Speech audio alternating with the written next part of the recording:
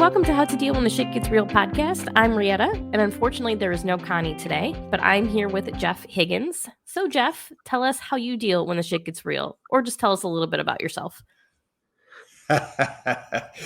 Yeah, wow, that's a big question. Now, how do you start off with that? Why? There's a lot of things that I had to deal to deal when the shit gets real, and it got real a lot of times in life. From childhood difficulties to starting my own business to having your family. Right? I mean, having a family, the shit gets real a lot, and sometimes literally when they're little, right? So No kidding. yeah, so and there's various things I think that and that are very helpful to get us through those times, and I've learned that along the way through my many experiences. I love that your initial instinct was to laugh. That always kind of signals to me that you have a good sense about life and a sense of humor about life, which is a good thing. Yeah, I think I've gained a lot of perspective, and I've been about as low as it gets, and I've also been about as high as it gets, and that gives you perspective, I think, on life, yeah. Uh, the shit gets real with whether it's family or any of that. It's real for all of us, right? And it's not all the Yeah. same. And your shit getting real isn't the same as my shit getting real, but it affects us all the same. Anxiety, depression, any number of mental health and well-being issues that plague us today as a society. It's little stuff that builds up on you, little shits along the way that build up on you and conspire against you. And sometimes it's the really big and the really tragic. Yeah, I mean, absolutely. We have all sorts of different things and we all do go through our own stuff. And you already touched upon it a little bit that life kind of started out hard for you when you were younger. So start us there. What happened when you were a child or younger, and take us on that journey. Yeah. So, in many ways, my childhood growing up was very much kind of ideal. I walked to my elementary school. I played in the creek all day during the summertime and drank the water out of the creek and caught crawfish all day coming home just for lunch, and it was a great place to live. But, behind closed doors, oftentimes the story can be a little different. And it wasn't my family. I didn't realize, but my older brother and sister were from my mom and dad, or from my mom's first marriage. That meant that I was the proverbial stepchild, and I didn't even realize it. Oh my goodness. As a result, that compounded with the fact that mom was also an alcoholic, and I was physically abused by my older brother and sister. Sometimes mom would find out, but I was kind of the pampered younger child by far, and so they resented that. And beyond that, mom was, I guess, what I would consider a raging alcoholic. And that left her real prepared to handle these two out of control teenagers. So my early childhood was chaotic. And, there's a point that I make about my early childhood and about trauma in our lives, because there was a story from when I was very young that I think is very poignant and is a great metaphor for life and how we deal with trauma. And that is this. One day I saw my mother take the smiling family portrait off of our buffet and hang it over one of the holes that my older brother Tim had punched in the wall. This was common in his fits of rage. There were holes throughout the house. And I tell people, I think we all have some kind of holes in our house, and it's inside where people can't see it. And oftentimes we hang our smiling picture over the holes. And, that's, yeah, there's nothing wrong with that, right? Nobody wants an Eeyore at work, and nobody wants to be around Eeyore all the time. So yeah, we put on our best face in the face of very difficult struggle sometimes, and that can be a hard thing to do. And if there's one thing that I have learned though about healing from struggle and trauma and dealing with it in our lives, is that in order to fix the hole, you kind of have to take the picture down. You have to take the picture down. You have to examine the hole. You have to decide what needs to be done to fix it. And transparency is so important in our healing. And transparency with people who have been through circumstances like ours is a great healing force in our world today through many programs, from Alcoholics Anonymous to survivors of domestic abuse, you name it. So I believe that transparency is incredibly important for as you asked the question. That's one of the key ones that I think is very important. I mean, as sad of a metaphor that is, it is a really good metaphor though, and a very good like visualization of what we all kind of go through and how we do try to hide our trauma. Yeah, absolutely, absolutely. Because we all do it. Yeah, we all try to one degree or another. We're ashamed. We suffer, we feel guilty, we feel ashamed for things that have happened to us. And so, yeah, we put up the smiling picture sometimes and refuse to take it down. And it in my opinion, yes, it makes it hard to fix the holes. So, yeah, our family was pretty broken, our family of five. When I was 11 years old, my mom was going out of town about 100 miles away to a business event. And as she backed out of the driveway, she backed into a snowbank off the edge of the driveway and got her car stuck. So she asked me to get her out, and I got the tractor and pulled her out, and I kissed her goodbye forever. That night, Mom drove her car the wrong way, drunk, on a highway, and under the back wheels of a semi-trailer. Oh my God. Where she died at the age of 38 years old. So the first funeral I had ever attended in my life was when I was 11 years old, when my mother died.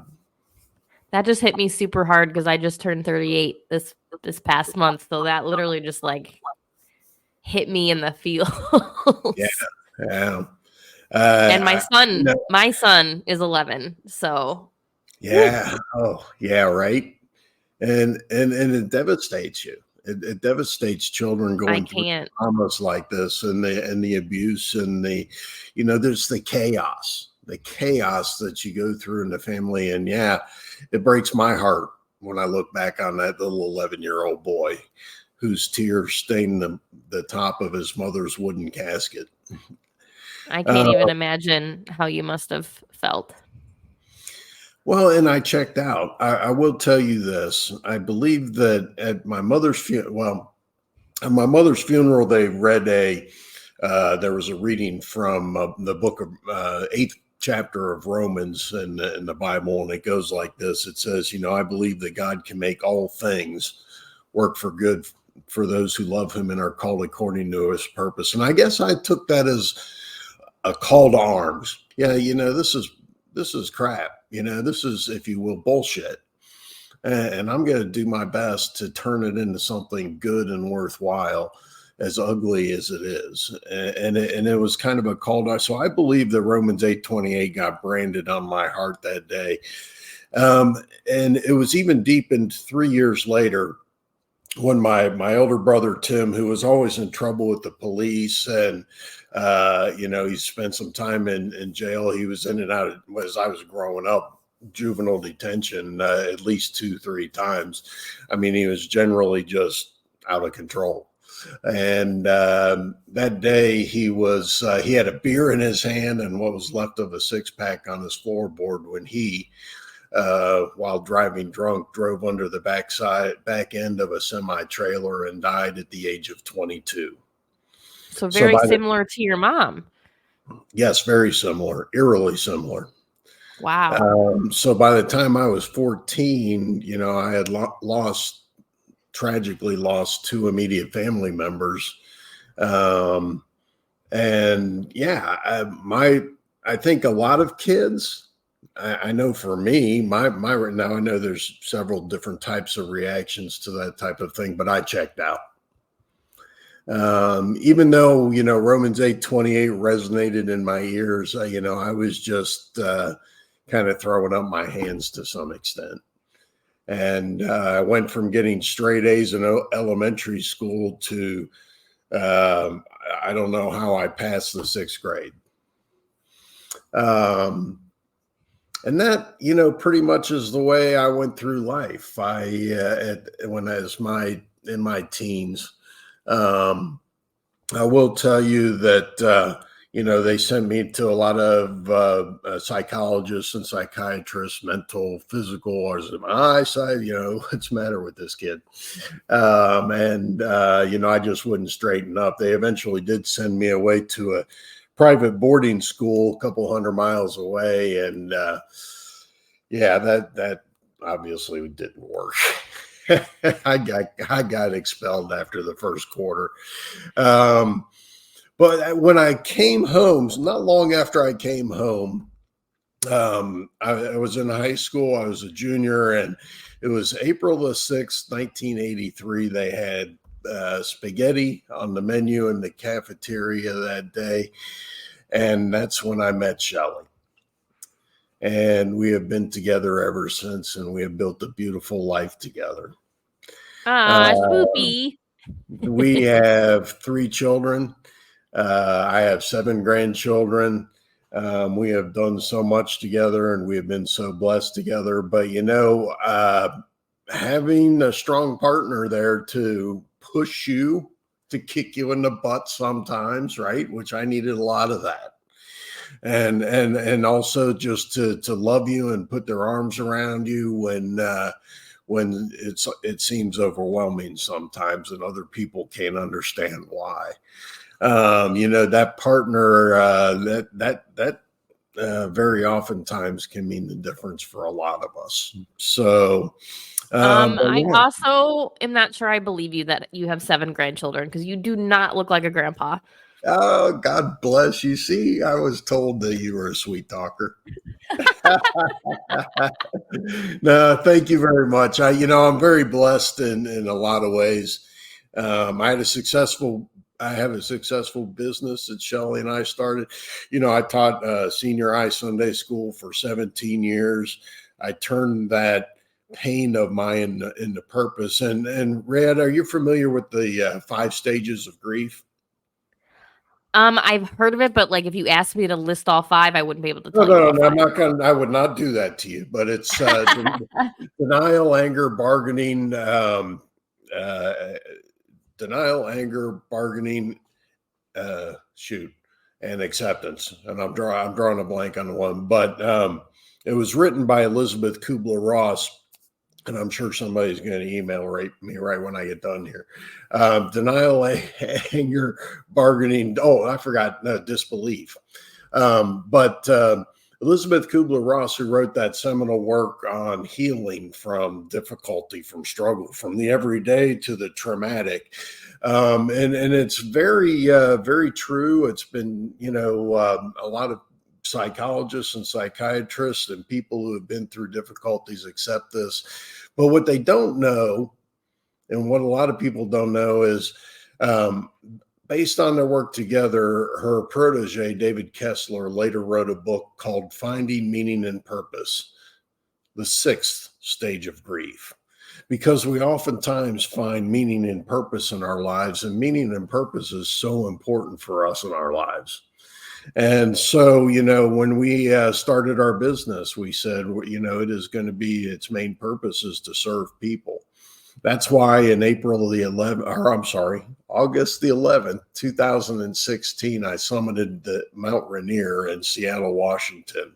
I did that as just kind of maybe, I guess, call it a bucket list item. But in the process, I also raised $25,000 for a school for special needs children in rural Guatemala That is amazing. because they didn't have anything. The nearest special needs school was 3 hours away by a truck that, or a car or a bus that they couldn't afford to send them to. And so these children often got neglected because when you don't have much, you keep alive the children that you can, right? So this was, something that was heavy on my heart. I wanted to support. And so climbing that mountain, Rietta, it was important. It was great.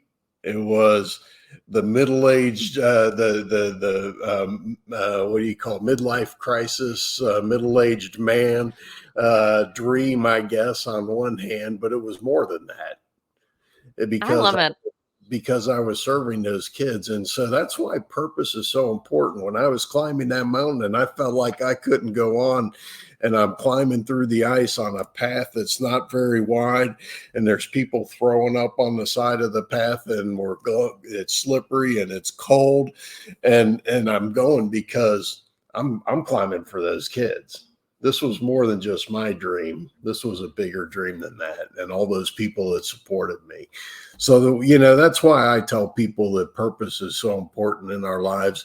And purpose, frankly, was one of the main things that kept me alive in my life in the events that followed the days that I summited Mount Rainier. I mean, I agree with you 100%. Purpose does make a difference. We actually had another guest that climbed. I mean, he's a big time climber. He climbed Mount Everest, and he's climbed. Well, of course, my mind's going to leave me right now. We're both just going to have one of those moments. But he was doing it for You're right. cancer. Was the point that I was trying to make. So Yeah. again, purpose to do big things like that. But you both make me not want to climb mountains because he talked about his eyeballs freezing, and I was like, I am gonna hard pass on that. Yeah, Rainier is. They trained on Rainier to climb Everest in the early days, so it is similar, but it's not nearly as extreme. But it is Yeah. glaciers, and there are ladders that you walk across that go across crevasses that are No, thank you. you can't see the bottom of. It's quite the adventure.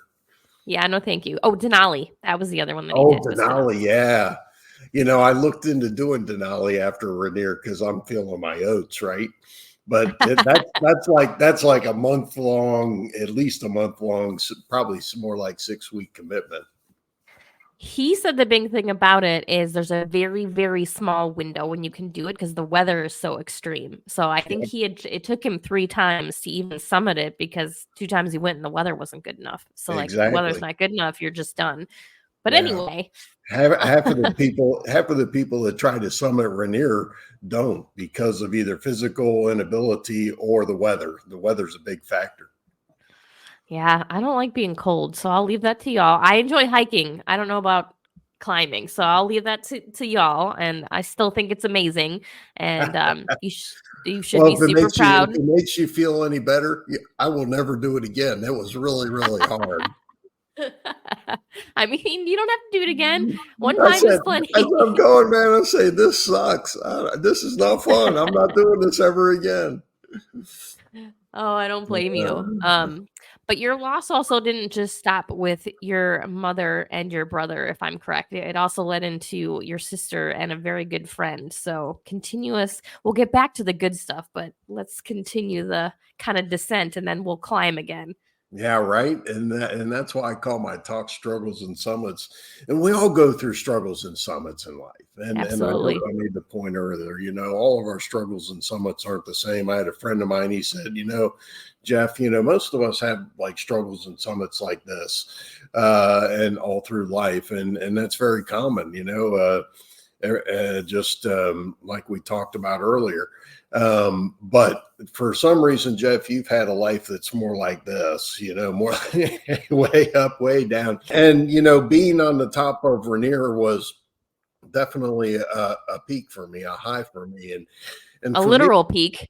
yeah, and for me, it was more than just the vain endeavor of a middle-aged guy. It was for purpose, sure. But my climb of my summit of Rainier started long before that day in August 11th, 2016. It started as a child. It started long before that. And in many ways, when I raised my arms at the summit, I was raising my arms in victory over a lot more than just climbing that mountain. But life can change on a dime. And within a year, mine had. That March, after I climbing or summiting Rainier and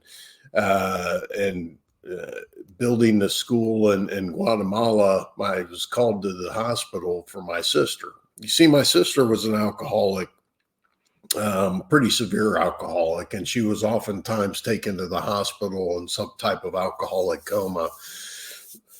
I often went to visit her, and one time when I did, I told her, I said, Krista, I've had to bury Mom and I've had to bury Tim. Don't make me have to bury you too. But unfortunately, that day after I summited Rainier, she broke that promise that she made to me, and I was called to make the decision to remove life support because there was nothing left that could be done. Ugh. I spent the next 3 days with her in the hospital while she died and was alone with her when she breathed her last breath. So losing my mom and my brother and my sister were very difficult storms in my life. And, there was a few months after Krista died and we buried her, I was golfing with my friend, Father Chris. And we were talking about life difficulties because he was going through some end of life stuff with his mother too. And the ups and the downs, the stuff that hits us every day. And when we got done golfing, Chris and I went for a ride in my car. He had wanted to go for one, and that ride lasted only about 10 seconds when my friend, Father Chris, and I ended up down an embankment upside down in a sand trap where Father Chris died. Oh my God. What happened in those 10 seconds? Was it just a mix of just bad situations or? Yeah, I out of respect for the family, I don't, and I don't talk much about the accident, the Okay, actual totally accident. understand. It was a freak accident. It was just that, just an accident. And the thing is, Chris loved to golf so much that he once told some fellow priests he wanted to die in a sand trap. Oh my And that goodness. How ironic. And that day he did. And I, of course, was left devastated, Rietta. I mean, Of talk about course. the shit getting real. I was in the newspaper on the front page quite a bit, of course. It was a sensational story, and they made a lot of hay of it. There was, as a result, a lot of bitterness. I was pled guilty. I pled down and pled guilty to vehicular manslaughter and the death of my friend, and was sentenced to 90 days in jail, 3 years of probation, 5 years of driver's license, all kind of fun stuff like that. Just because of a freak accident? Yes. I didn't realize they could do all that just because of an accident, but I guess since he died, that Yeah, kind of makes sense. vehicular manslaughter is a charge that most people do not see jail time for. But because of the press, judges are elected. And there was a lot of press, and Chris was a Catholic priest, and there were a lot of people in his parishes. And yeah, so it was kind of Is that why it got so much coverage just because he was a Catholic priest? yeah, and there was this one guy, his name was Gary. And Gary said, says he was a friend of Chris's. And he was, for whatever reason, outraged by this. He used to be a bailiff at the Justice Center, and he was talking to the prosecutors. He was talking to the press, and he was talking to Chris's family, and in his own words, trying to get me crucified for what had happened. Oh my So goodness. there Because, was a lot. carrying the death on your shoulders wasn't already enough. Let's add to the pile. Yeah, so I was barely hanging on by a thread, Rietta. I was holding myself together with alcohol, sleeping pills, and anti-anxiety medication. I learned some new things like, panic attacks. They're not fun. No, they really suck. I don't recommend them at all. You spend your time laying on the ground just trying. People sometimes say, one day at a time or one step at a time. Man, I'm taking it one breath at a time. So it was pretty bad, and I was in jail, and it was November 2nd was my end date. I learned a lot of new stuff in jail too. Hopefully But good things and not how to do more bad things. I've got some really great and some really eye-opening stories from jail, and we can get into any of that you'd like to. All of this is obviously fair game for asking questions, but I was in jail, and let me grab this here real quick. So this is my jail, um, my jail Bible. Journal? Nope, my jail Bible. Jail Bible. It's called The Message. All right, that's the translation. It's a little bit different. It's a little bit unorthodox, more like everyday talk. But on this day, it was December the 9th, 2017. I highlighted in there this, and it explains how I felt from Job. It says, "Why does God bother giving light to the miserable? Why bother Oh. Why bother keeping bitter people alive? Those who want in the worst way to die and who can't imagine anything better than death, who count the day of their death and burial as the worst day of their life. What is the point of life when it doesn't make sense, when God blocks all the roads to meaning?" And that's what I underlined. I think at probably the lowest point that I had ever been in my life. I didn't know a person could get that low. That's probably when the shit got real more than any other time for me. Yeah, I mean, I would say so. You're underlying depressing lines in the Bible and you're in jail for the death of your friend. And, I got out of jail and had to battle a new demon too, because my own alcoholism took over. And I was lucky not to become the fourth headstone in my family. And how did you stop that from happening? Because I can't imagine that was easy either. No, and it's got to start right there. Well, I tell you where it starts, where I think it starts, Rietta, is making the decision. I think we all make that decision. Are we going to be bitter? Are we going to be better? Are we going to be victims? Or are we going to be victors? And I know that sounds simplistic, but until you make the decision that you want to have a life beyond your tragedy and your difficulty and your struggle, I don't believe that what doesn't kill us makes us stronger. I don't believe that at all. Because look at my sister. You can say it killed her, but in the meantime, she also lived a miserable life. And I think I've been in jail, and I've seen people that are bitter instead of better because of the difficulties and struggles that they've had in their life. It is a choice. There are those of us who, and not just me, I'm blessed. I'm privileged. I'm more than those guys in jail, obviously, but I see a lot of people who break free from that too. And it's a choice, every one of us.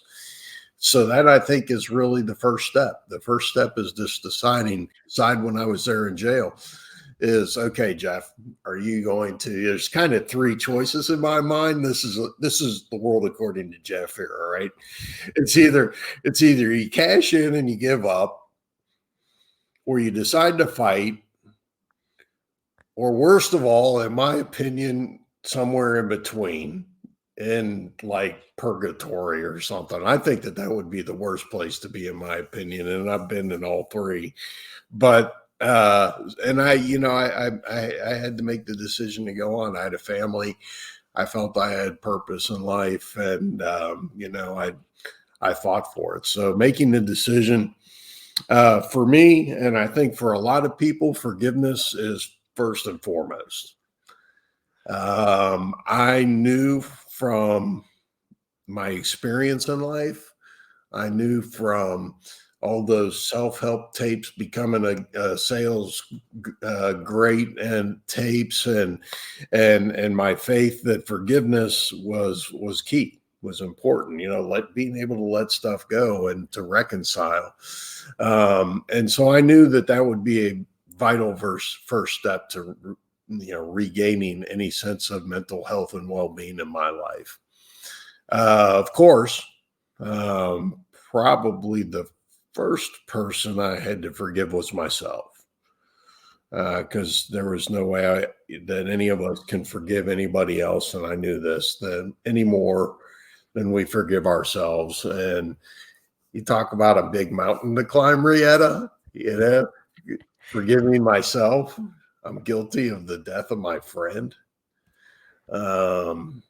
Yeah, that's some pretty heavy duty Everest type shit right there now. But Yeah, I would say so. it was going to be necessary, if I was going to have a life that was worth living. Probably the Yeah. second most important one for me personally was God, because he and I, we were not on good speaking terms, and when we were, I wasn't saying some very nice things to him. Uh, and then there was, my parents, my brother, my sister, my father, for not intervening because he was working and trying to support us all and was away a lot. Myself, I pulled my mom out of that snowbank only for her to leave to go have her fatal car accident. Probably deep down, I felt a lot of sense of guilt for that. All of that stuff. And then when I talk about forgiveness, Red, I talk about radical forgiveness. All right. I forgive anything, everything, all day, every day. I'm doing it 100 times a day. 2 years after I was in jail, Gary reached out to me. Gary sent me this letter. And in this letter, he asked for my forgiveness. And he wanted to know that he forgave me for what had happened during the trial. As I said, he said that he tried to crucify me and he had no right to do that. Well, I had already forgiven Gary, right? That was one of the pacts I made with myself when I was in jail. All right, I want to have a life again, and I have to forgive everything. And Gary, of course, was pretty high on that list. So I talked to Gary against the advice of my attorney, because I was still on probation. So I called him up and I talked to him, and I gave him the forgiveness that he was looking for, and I think that gave him great release. I know it gave him great release, and I know it gave me great release to be able to do that for him.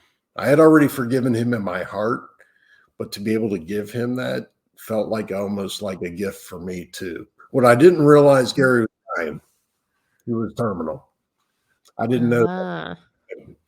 Gary was seeking reconciliation and forgiveness for what had happened between us. And I was glad to give him that. And I was glad to give him the peace, the die in peace, because that's what we look for, right? When we know that we're going to die. I see it all the time. We prepare for death. We prepare because we want to die in peace. And that's important for all of us. And one of the main things that I see people do is reconcile. Now, what that says to me is that if I'm going to die in peace by practicing reconciliation and forgiveness, doesn't that also follow that I can live in peace by living in reconciliation and forgiveness? And I believe that finding peace in our lives in large part hinges on our ability to practice radical forgiveness in our lives each and every day. I think that that's a key aspect of coming back when the shit hits the fan. Oh, absolutely. I had another friend phrase it as letting people off the hook, which is kind of, when you think of it that way, is a big relief all on its own, because it gets rid of that burden of feeling like you have to hang on to it. So you just forgive everybody, you let everybody off the hook, and you're not carrying it around anymore. Yeah, absolutely. And it's proven All of these things that I'm talking about, and I don't have the studies in front of me, but you can look it up. Forgiveness in our lives, and you practice forgiveness and reconciliation, it has palpable, provable mental health benefits. And these are double blind, placebo controlled, peer reviewed studies. All right. You can get a study to prove anything. This is the real deal. For people who practice forgiveness in their lives, they live longer, they have lower blood pressure, better health outcomes, lower rates of stress and depression. Go on right down the list, a better sense of peace in their lives. And it is so important for us in order to enjoy life the most we can, as best we can, right? Yeah, absolutely. So on that note, did Father Chris's family forgive you? Yeah, I don't think that that's quite happened in its entirety at this point. Um, yeah, I don't think so. There's always going to remain that. There's a saying in Alcoholics Anonymous, and I hope you don't mind me bringing up AA, but I'm a proud member of it because it's been something that I've just found to be great for me in my recovery. But there's a saying we have. It's all I can do is clean up my side of the street. There's nothing I can do, and I've certainly earned enough bad reputation in my life for people to have bitterness towards me. So who am I to fault them? Yeah, what's the quote? And I think it's from a TV show, which is kind of ridiculous, but it is true. Like we are all a bad version or a bad guy or a villain in somebody's story. Like all of us are, no matter who you are. Yeah, right. Somebody out there, we are the villain in their story. Hey, I was a villain in my own story. Gee, many Christmas, how bad is bad? Well, beside Oh, your own story, there's always somebody out there that's gonna right, right. have that view of you, whether you're Chris Kringle or not. So you kind of briefly mentioned your wife and you met her super young. So when did y'all get married and actually start growing this amazing life together? We got married very young. Of course, like I mentioned to you earlier, we met in high school. I was 19 and she was 20. I married an older woman, right? She when we got married, so we got married really young. We waited a few years to have kids. It was consummate, struggling to get along, to make ends meet, I should say, for those years. And then you have kids, and the expenses grow, and it's the same. We were living the American dream, and enjoying the ups and downs along the way. I mean, isn't that marriage period? Well, it is, and it's supporting each other. Let me tell you, and this goes along those veins, is how important relationships are to our mental health and well-being. It's proven that you have a 50% greater chance of survival if you have strong relationships in life. It is more important to our health and well-being than some of the common things that kill people every day. And it is so important. When I was in jail, well, let me back up just a minute. Okay. A day or two after the accident, as we sat in bed and contemplated the horror of what had happened and tried to comprehend it and wrap our head around it, my wife looks at me and she says, Jeff, we've tried to set an example when times are good. Now we need to try to set an example of how to be when times are bad. And that's hard. It's not easy. Smart lady. And I can't say I always did that well, but let me tell you, that woman did. In so many ways, she was strong. She was the rock. She held things together. When I was in jail, and to extend this further, how important relationships and community is in our healing and our health and our well-being. So I'm in jail. I don't fit in jail. I'm a business owner. I'm an entrepreneur. I'm a white guy from the suburbs. You know, I don't have any tattoos. I don't walk right. I don't talk right. I don't look right. You know, this is pretty clear. Fortunately, I'm in protective custody, right? So all I go, it's pretty calm in there because you have all the child molesters. There was a cop that robbed a convenience store because he got in a heroin addiction. There was rapists, and there was, the snitches. We were right next door to the murder pod and right across from the general population, the zoo. But it was clear I didn't fit in. There was a reason I was in protective custody, right? I didn't talk to anybody. I kept to myself. I watched my back. I was a target, of course, being a business owner. And one day I went back to my bunk because commissary, my timing was perfect. It didn't come for like another week after I got there. So I had to go a week and a day or something eating jail food, which is shockingly horrible. It is just one of the most horrendous things. I didn't eat for the first 3 days I was there. I threw away a bologna sandwich on my first day, and the other inmates were probably just, appalled that I would throw something like that away because I learned real quick you don't do that, right? That stuff's gold in there. So anyway, one day I go back to my bunk and I find 2 bags of barbecue potato chips, a brownie, and a fruit cup. And then another inmate offered me a pencil and another one some paper to write some letters. And then so another one, he offered me some magazines to read. And when I told my wife about this, she wrote them letters and she said, I just want to thank you for being so nice to my husband and helping him out. I appreciate it very much. And I just want you to know that I'm going to be praying for you in your situation. And I hope everything works out all right. Guy named Preacher comes up to me. He's got 7 numbers. He's got that letter from my wife in his hand, and he says, I've been here for 7 months, and I haven't gotten one piece of letter or one piece of mail, one letter.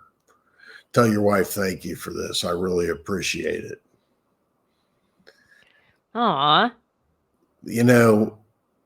Even the most That's the hardened little of things. us, even the most hardened of us, we all need community. We all need each other to one extent or another, to support each other, to help along the way. And you need that if you want to, recover when the shit hits the fan. It's the little things. They really do matter.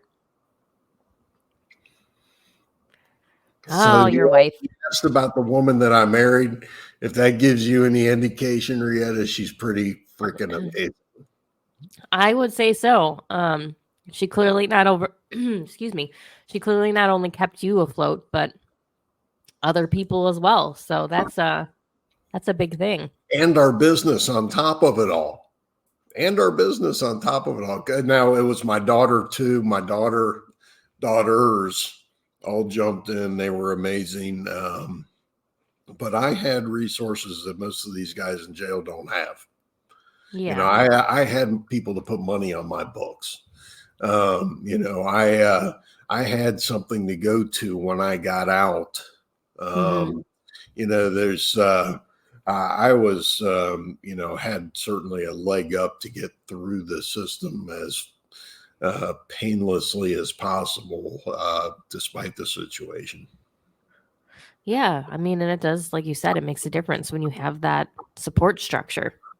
Oh yeah, most of these guys didn't have anything. They came in from being under a bridge. They've got heroin addictions. They don't have anything. As soon as they get out, they don't have anything to do to it. They got to eat. So what do? They go boost the convenience store. Yep. Yeah. Is that where your quote and your passion to serve people started from, or was this even before that?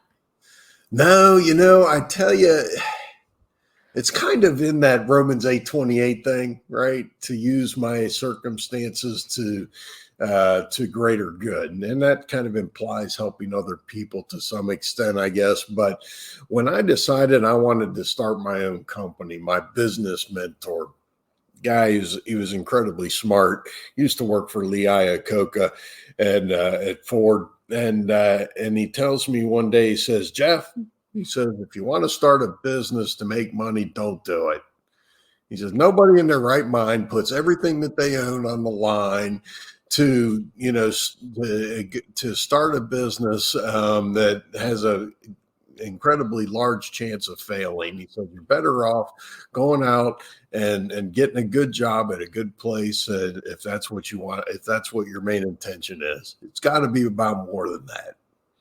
And I took that to heart, and I spent a lot of time searching my soul and searching my motives and searching my basic core values as a human being. And that's when, to me, it was clear that, and this is for my faith, right? That God says, hey, top commandments are serve me, serve your brother. Love me, love your brother. So that's what I, made the purpose statement for our company: serve people. That's all kind of people. That's people in my community. That's my customers. That's my suppliers. That's my employees. That's everything that we do. So what is your company? Because you've been talking about your business and I have been a failure and have not asked you. So here we are. Oh, Rietta, and that is a key question, because you and I could spend at least another hour talking about what I do for a living. What I do is I'm one of the world's foremost experts in the manufacture of seasoning blends for industrial food manufacturing. So think of it like this. At my company, we bag up 3,000 pounds of barbecue seasoning for potato chip and put it in 50-pound bags and ship it off to companies who make the potato chips that you find at your local grocery store and eat every day. That's what my company does. It's incredibly fun. It's incredibly foodie. You can call me Mr. Spicy from now on. I think if I started doing that, my husband would have questions. Yeah, right. Oh, that's a good point. Yeah, who are you talking to, Mr. Spicy? He'd be like, "Excuse me?" Yeah, you get to explore food trends all the time. We make we follow what's going on in the market, and then we make it for a particular say it's for potato chip, or if it's for a pork loin marinade, or if it's for salad dressing. Yeah, it's a lot of fun. It's something I've been doing since I was 13 years old. I've got an incredible amount of experience at it, and I've enjoyed every minute of it. That actually sounds really cool. So does that mean you taste a lot of things, or is All that the not part of time. it? Yeah, Okay. absolutely. All day long. When you go to my company anytime, there's a lab, a product development lab, and there's a big table in that lab, and on that table is probably at least 20 different samples of products that are in process. Corn chips and potato chips and tortilla chips and a lot of snack foods that we're working on, that type of thing. Has there ever been a moment where you picked up something and went, "Look, absolutely not"? Oh, all the time, all the time. That's part of the process, right? If you're not failing, you're not making progress. So yeah, we make stuff up, and it's funny how when you're not sure if it's really a good idea, it almost doesn't sound like it, and then you put it on and it's amazing. You put it on the potato chip, and the honey chipotle churro tastes incredible. And you're like, wow, I didn't expect that. And then there's some of them you think, oh, this is a home run, right? This is going to be incredible. And you try it out, and it's and you're like, no, that misses the mark altogether. Oh, when did I find taco pickle? Would you think taco pickle would be popular? No, I didn't taco pickle. I've never thought of it, but I saw it somewhere on Facebook, and I put it into the lab, and they tried it out, and it's been incredibly successful. People love it. Nope, you lost me at pickle. It's not that I don't like pickles, but I'm not like, super into pickles. So, that's a no for me. That would be a no for you. And we get that all the time too. I often say, I don't care what it tastes like if you place a purchase order. There you go. That's true. I mean, it's not what you and I like is totally different than what somebody else will like. So, all the stuff that you've gone through, all the summits and climbs, what advice can you give to our listeners?